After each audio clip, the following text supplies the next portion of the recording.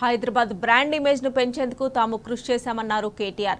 తాను మంత్రిగా రేస్ ఇక్కడ ఉండాలని నిర్ణయం తీసుకున్నానని స్పష్టం చేశారు. ఎక్కడా పైసా అవినీతి జరగలేదని కుండబద్దలు కొట్టారు. అవినీతి జరిగిందని ఎక్కడా రుజువు చేయలేకపోతున్నారని దుయ్యబట్టారు. న్యాయస్థానాలపై తమకు సంపూర్ణ విశ్వాసం ఉందని అక్కడే తేల్చుకుంటామన్నారు. సమస్యలపై ప్రజాక్షేత్రంలో పోరాడుతూనే ఉంటామన్నారు కేటీఆర్. మళ్ళా ఏమైనా రమ్మనాలంటే మళ్ళీ ఏమైనా క్వశ్చన్లు ఉండాలి, వాళ్ళ దగ్గర ఏం లేవు. రేవంత్ రెడ్డి మళ్ళీ ఏమైనా క్వశ్చన్ పంపితే రమ్మంటారేమో, పోతా. రేవంత్ రెడ్డి ప్రశ్నలు పంపుతాడు, మళ్ళా పోతా, మళ్ళా చెప్తా, మళ్ళా చెప్పొస్తా.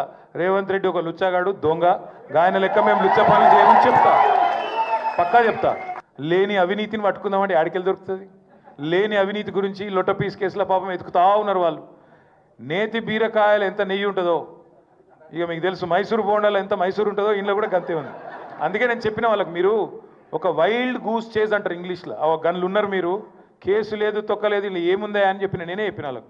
ఏముంది, ఏం అడుగుతారు మీరు? వాళ్ళు ఏమంటారంటే ఫైల్ ఇళ్ళకెళ్ళి అందులోకి పోయింది నీకు ఎరికేనా, అందులోకెళ్ళి ఇళ్ళకి పోయింది నీకు ఎరికేనా.